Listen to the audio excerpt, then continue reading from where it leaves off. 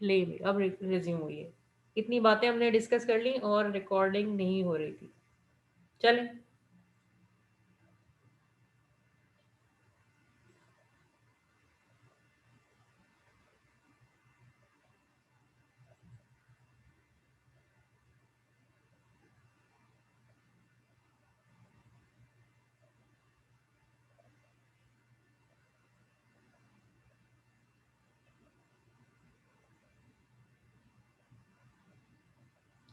अब ये वाली एग्जांपल डिस्कस करके और पिछली जो हमने बनाई थी दोनों, उनको भी दोबारा डिस्कस कर लेंगे ताकि रिकॉर्डिंग में आ जाएं, और अगर किसी का ये सेशन मिस हो गया है तो वो उसको अंडरस्टैंड कर सके, उसका लॉस ना हो।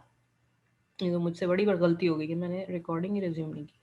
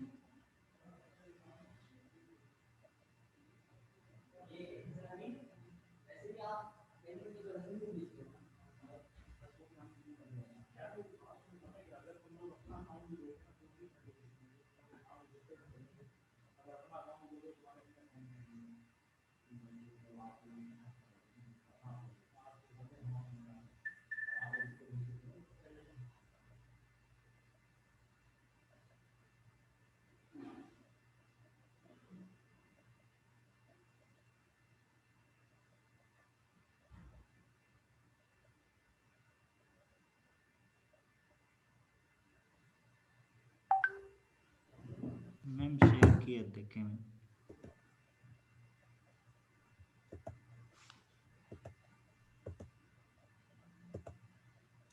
मलूक जी जनाब, आपने ए एंड बी एन को एक्सेप्ट करने के लिए लैंग्वेज भेजी है। और अब इसका फ़ायदा ये कि आपको इसके साथ ये जो लेटर्स हमने पढ़े हैं, टाउ लेटर्स, जो टाउ सिंबल्स पढ़े हैं कि टेप लेटर्स में और इनपुट सिंबल में फ़र्क होता है, वो आपको बहुत अच्छे से यहाँ पर क्लियर होगा कि हमारे इनपुट अल्फ़ाबेट्स इसमें ए और बी रहेंगे, लेकिन जो हमारे टेप अल्फ़ाबेट्स हैं उस वो हमें 2 एक्स्ट्रा अल्फ़ाबेट्स की ज़रूरत पड़ेगी एज़ अ मार्कर। वो मार्कर हमें इस्तेमाल करने पड़ेंगे कि हमने एज़ और बीज़ को काउंट कर लिया है या नहीं। तो ये आपने क्या किया है कि ए को आपने रीड कर रहे हैं इनिशियल स्टेट से, और ए को आप मार्क कर रहे हैं एक्स, और उसके बाद आप राइट साइड पे मूव होते जा रहे हैं। फिर आप एज को भी स्किप करते जा रहे हैं, वाईज को भी स्किप करते जा रहे हैं। फर्स्ट बी आप मैम रीड कर रहे हैं। जी जी। मैम हम एक को एक के साथ ही राइट नहीं कर सकते? किसको? एक को अगर एक के साथ ही राइट किया जाए, मतलब जैसे इसने कि एक को एक्स के साथ राइट किया हुआ है ना। तो उसके बाद आप तो ये ये इनफाइनाइट आइडेंटिफाई नहीं चलेगा कर मैम। पाएंगी कि आप इस ए को काउंट कर चुकी हैं या नहीं। ये एक्चुअली मार्कर है। ये इनफाइनाइट चलेगा फिर मैम। ठीक है ना? एक अगर बार आप इसको मार्क नहीं कर पाएंगी तो हम ए फिर आप कैपिटल भी कर सकते हैं। आइडेंटिफाई नहीं कर पाएंगी कि आपने किस ए को काउंट कर लिया, किस ए को नहीं। ये एक्स और वाई सिंबल एक्चुअली मार्कर्स हैं, चेक पॉइंट्स हैं। ये चेक पॉइंट हम हर दफा छोड़ते जाएंगे। एक्स चेक पॉइंट हम इस्तेमाल कर रहे हैं ए को काउंट करने के लिए, और वाई चेक पॉइंट हम इस्तेमाल कर रहे हैं बी को काउंट करने के लिए। तो हमें एडिशनली सिंबल इस्तेमाल करने पड़े ताकि हम उसको चेक पॉइंट कर दें कि हाँ ये वाला ए काउंट हो चुका है, और एक ए और एक बी को हम बैलेंस कर चुके हैं। अगली दफा भी एक्स और वाई के जरिए एक ए और एक बी को बैलेंस करते जाएंगे। तो एक्चुअली ये मशीन काउंट नहीं कर रही है, बल्कि एक वक्त में एक ए और एक बी को बैलेंस करते करते, इस तरीके से इस टेक्निक को अप्लाई करते हुए पता लगा रही है कि क्या नंबर ऑफ एज और बीज इक्वल हैं या नहीं। मशीन के पास सही अपनी है मैम। टेक्निक नहीं। जी, समझ पा रही है मेघा? जी जी मैम। ठीक है ना?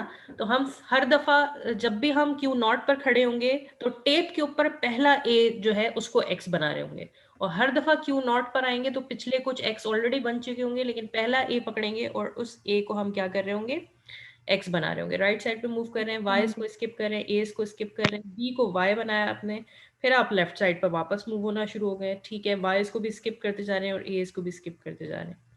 देन आप सारे एक्सेस को भी स्किप करते जा रहे हैं।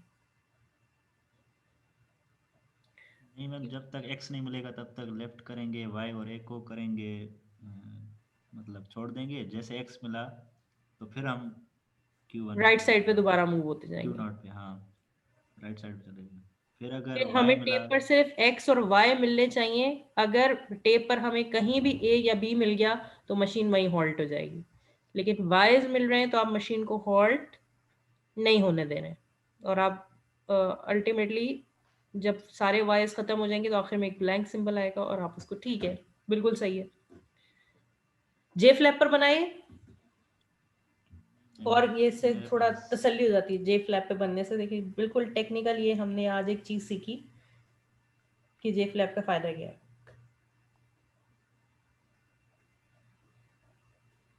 जवेरिया आपने बेटा जे फ्लैप पे बना रही? यस मैम, मैंने अपना रियल रिजल्ट शेयर कर दिया है। कर दिया है? ऐसा ही है वो भी? यस मैम, सेम है। सेम है, ठीक है। इसको हम देख लेते हैं कि हमने एज को एक्स में कन्वर्ट करते जा रहे हैं, राइट साइड पे मूव हो रहे हैं, ठीक है बिल्कुल सेम ही है एग्जैक्टली। ठीक है, तो ये हमने एग्जाम्पल शेयर की किसकी, ए एन और बी एन की। इससे पहले कि मैं आपको अगला, आप लोग बनाना शुरू कर सकते हैं। अगला काम आपको ये है कि आप लोग ट्यूरिंग मशीन बनाएं ए एन बी एन और सी एन की, ठीक है। ए बी सी तीनों के इक्वल नंबर को एक्सेप्ट करें।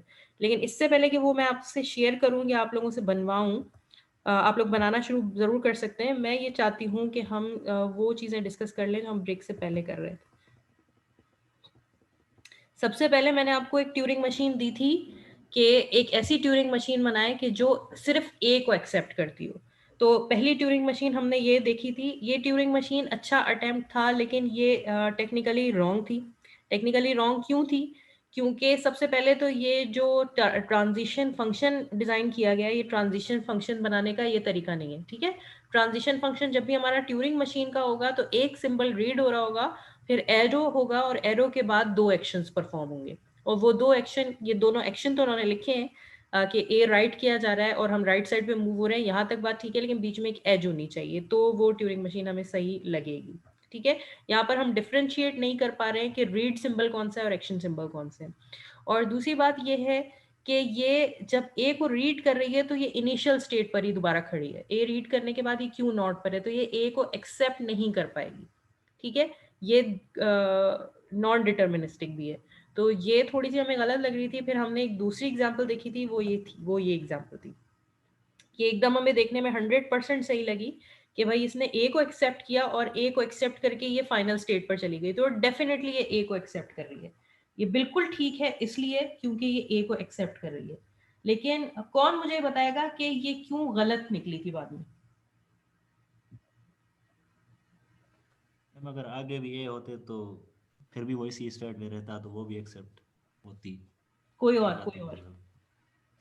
फैजान, अब्दुल गफूर, मेघा, नज़ीर, उस्मान, आप में से बेटा कोई, कि ये इस मशीन में ऐसा क्या मसला है कि ये गलत है और ये ए को एक्सेप्ट करने वाली हम नहीं कह सकते इसको? कोई बेटा हैंड रेज करे और कोई इस बात को एक्सप्लेन करे।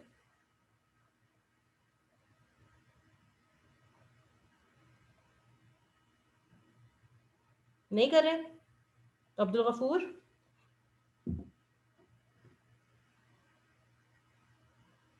मैम इसमें हल्ट में मसला हो रहा है ना।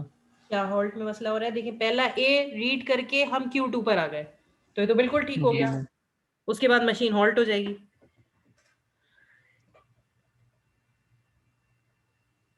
चले इसका यूं समझाएं अब्दुल गफूर कि अगर इनपुट इस मशीन को मैं ए बी दूं, मेरा इनपुट ए बी हो, तो क्या ये मशीन एक्सेप्ट करेगी? जी मैम, करेगी। ए बी एक्सेप्ट करेगी। क्या ये machine A B C accept करेगी? Yes ma'am. Very good. तो फिर इस मशीन की रेगुलर एक्सप्रेशन क्या होगी? एक्चुअली ये किन लैंग्वेजेस को एक्सेप्ट कर रही है? मैम स्टार्टिंग में ए हो उसके सारी बाद लैंग्वेजेस स्टार्टिंग में जो सिर्फ ए ए से ही स्टार्ट एक्सेप्ट है। करेगी, बाकी पीछे जो भी है। एक जिसके अंदर आएंगे। एग्जैक्टली ये उन तमाम लैंग्वेजेस को एक्सेप्ट कर जाएगी, उन तमाम कैरेक्टर्स को एक्सेप्ट कर जाएगी जो ए से स्टार्ट हो रहे हैं। सिर्फ ए से स्टार्ट होना इसने लाजमी किया है और बाकी आगे जो भी आता रहे तो ये एक्सेप्ट स्टेट से कहीं मूव ही नहीं हो रही ना, इसमें कोई रिजेक्शन का पॉइंट ही नहीं है। एक्सेप्टेंस के पॉइंट पर अगर ये आ जाएगी तो फिर उसके बाद रिजेक्ट होना लाजमी नहीं रहेगा। तो ये हर एक्चुअली ये ए के बाद A concatenated with A B C whole closure, इस लैंग्वेज को एक्सेप्ट कर रही है, जो कि हमारा ऑब्जेक्टिव नहीं था। हमारा ऑब्जेक्टिव ये था कि खाली सिंगल ए को एक्सेप्ट करे और बाकी तमाम ए के कॉम्बिनेशंस को या बाकी तमाम स्ट्रिंग्स को ये करे रिजेक्ट। तो उसके लिए हमारे पास जो आई है बिल्कुल सही, जिसको हमने टेक्निकली कंसिडर किया था, वो कौन सी थी?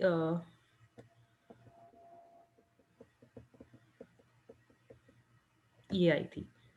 ठीक है, इस पे स्टेट्स थोड़ी ज़्यादा हैं, और वो स्टेट्स ज़्यादा देने का ये फ़ायदा है कि हमारे पास एक एक्सेप्ट स्टेट है जो Q2 है, और एक रिजेक्ट स्टेट भी है जो Q3 है। एक्सेप्ट स्टेट पे हम सिर्फ और सिर्फ सिंगल ए रीड करने के बाद हम एक्सेप्ट स्टेट पर जा रहे हैं, जबकि रिजेक्ट स्टेट पर हम ए के बाद कुछ भी रीड कर लेंगे, कोई भी सिंबल रीड कर लेंगे, तो हम रिजेक्ट स्टेट पर जा रहे हैं। तो ए आने देगी, लेकिन ए के बाद किसी दूसरे सिंबल को नहीं आने देगी। जैसे ही ए के बाद कोई और सिंबल आएगा तो रिजेक्ट सिंबल पे जाकर हॉल्ट होगी। इस वजह से टेक्निकली बिल्कुल ठीक है। ठीक है, तो ये एक ऐसी मशीन है जिसकी रेगुलर एक्सप्रेशन क्या होगी? ओनली ए, सिर्फ ए को एक्सेप्ट करेगी, ए के अलावा कुछ एक्सेप्ट नहीं करेगी। ये ज्यादा टेक्निकली ठीक बनी थी। फिर हमने एक और एग्जांपल डिस्कस की थी वो कौन सी थी? A B C. ठीक है, ए बी सी के लिए हमारे सामने ट्यूरिंग मशीन मौजूद है, जो कि क्या कर रही है? ए को रीड कर रही है, ए को राइट कर रही है और राइट साइड पे मूव। बी को रीड कर रही है, बी को ही राइट कर रही है, राइट साइड पे मूव। सी को रीड कर रही है, सी को ही राइट कर रही है, राइट साइड पे मूव। और उसके बाद एक्सेप्ट स्टेट पर जा रही है। ठीक है, और यहाँ पर भी अगर एक रिजेक्ट स्टेट भी होती तो अच्छा नहीं था?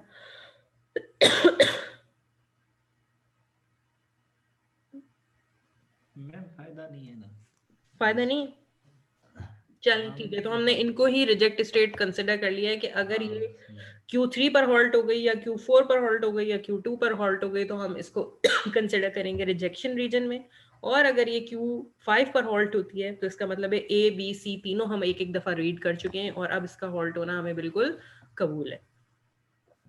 ठीक है, तो ये बिल्कुल सही एक ट्यूरिंग मशीन है, और इसका जे फ्लैप वर्जन हमारे पास ये था। बिल्कुल सेम ही है मशीन, कोई फ़र्क नहीं है, लेकिन ये जे फ्लैप में बनी है तो अच्छी लग रही है हमें।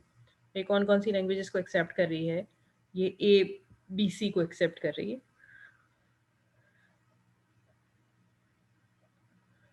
ठीक है,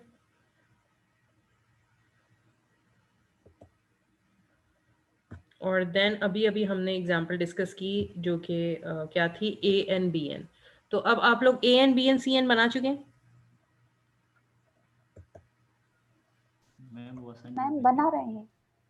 चलें वो असाइनमेंट के लिए ऑलरेडी बना चुके हैं। हाँ, जो बना ये वही शेयर कर लें।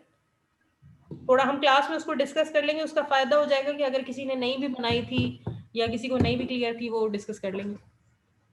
यहाँ पे शेयर कर लें उसको।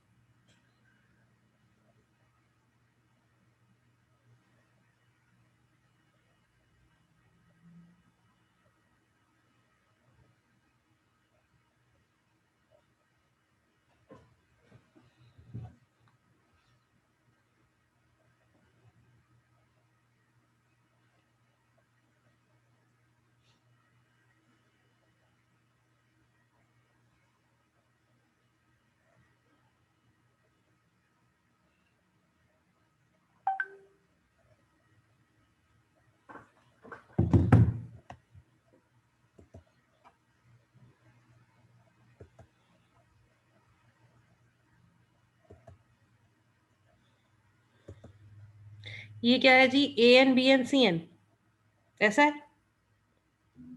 Yes ma'am. इनिशियल स्टेट पे हम रीड कर रहे हैं ए एक्स में कन्वर्ट, ए और वाई को स्किप। ठीक है, फिर हम बी को रीड कर रहे हैं और बी और जेड को स्किप।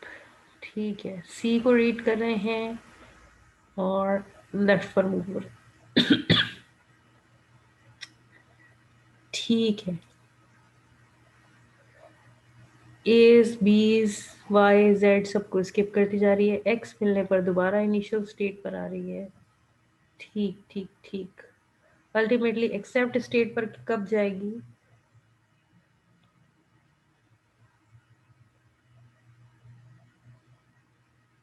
ये बेटा ये क्या लिखा है हमने, एस?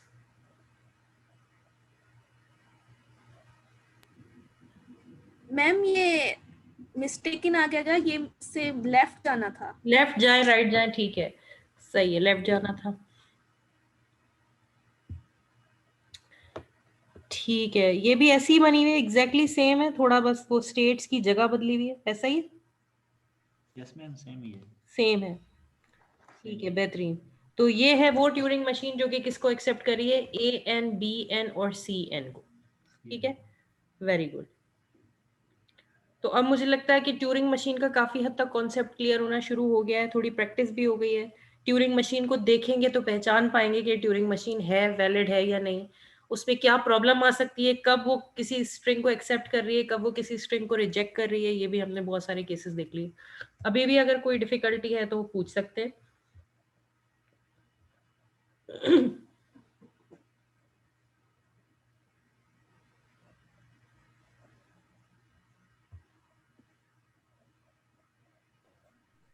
मैम एग्जाम ऑनलाइन होंगे या जी फिजिकल? बेटे, पता एग्जाम फिजिकल होंगे मैम? जी बेटा, एग्जाम फॉर श्योर फिजिकल होंगे इंशाल्लाह।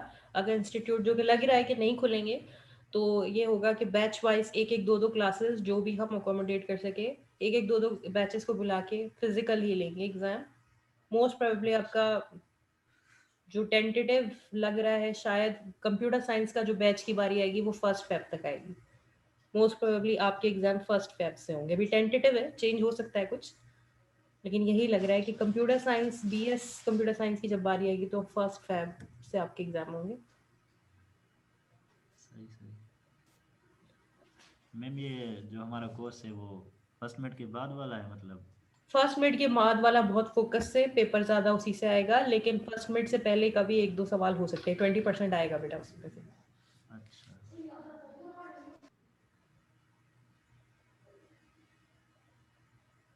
सही है, अच्छी तैयारी करके आएंगे, कॉन्सेप्ट क्लियर होंगे तो इंशाल्लाह अच्छा ही होगा। काफी चीजें आप लोगों को क्लियर हो चुकी हैं, और बीच में हमारे पास क्योंकि काफी टाइम पड़ा हुआ है, मैं बहुत जल्दी कोर्स अपने कंक्लूड कर दिया है, तो पूरा जनवरी आपके पास, कभी भी आप लोगों को लगे कि कोई चीज डिस्कशन होनी चाहिए, कोई जूम सेशन होना चाहिए, कोई क्यूरी आ जाए, कोई चीज जो बुक में नहीं समझ में आए, आप बिल्कुल जूम सेशन रखवा सकते हैं और हम उसको डिस्कस कर सकते हैं। अदरवाइज क्योंकि मुझे जॉब से क्विजेज लेने थे, जो असाइनमेंट्स लेनी थी, मेरी तरफ से एक्टिविटीज कंप्लीट हैं, 1 से 2 दिन के अंदर आपके सेशनल मार्क्स भी फाइनल, तो फिर हम कोर्स को अच्छे से कंक्लूड कर सकते हैं। बाकी आप लोगों मैम का अगर कोई क्विज, फीडबैक हो, कोई मसला हो, कोई परेशानी हो तो आप शेयर कर मैम सकते हैं। क्विज में आपने बोला था बेस्ट वाला ऑप्शन, वो नहीं है अभी? जी बेटा, क्विज में आपने बेस्ट 2 का ऑप्शन बोला था, वो नहीं है अभी मतलब? बेटा वो मैंने बहुत देने की कोशिश की, मगर मेरे साथ थोड़ा सा एक मसला हो गया और मैं बीच में एक दिन अवेलेबल नहीं रही। हमारे पास 3 वीक्स थे और मैंने 3 वीक्स में यही सोचा था कि मैं बेस्ट 2 रख दूंगी, लेकिन मैं आपका तीसरा क्विज ले नहीं पाई फॉर सम रीजंस।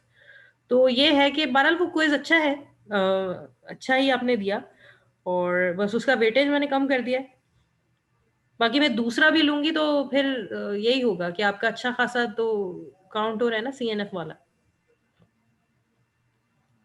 जो अगला होगा वो डेफिनेटली उससे डिफिकल्ट ही होगा, उससे आसान तो नहीं होगा। सही सही। तो ठीक लग रहा है मुझे ये, और अच्छे ही मार्क्स बनेंगे आपके इंशाल्लाह।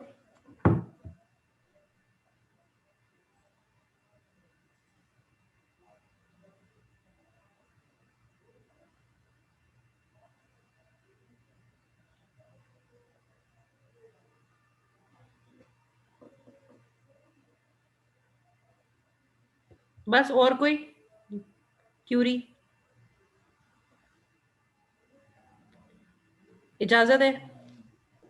हाँ मैम अभी तो नहीं है, अगर जब पढ़ेंगे रिवाइज करेंगे अगर हुई तो हाँ, फिर इंशाल्लाह। जब भी आप लोगों को कोई क्वेश्चन हो, कोई ऐसी चीज लगे कि नहीं समझ में आ रही है या उसको रिवाइज करने की जरूरत है, भूल गए, तो बिल्कुल हम एक सेशन रख सकते हैं, ठीक है। सही सही। Thank you so much for joining.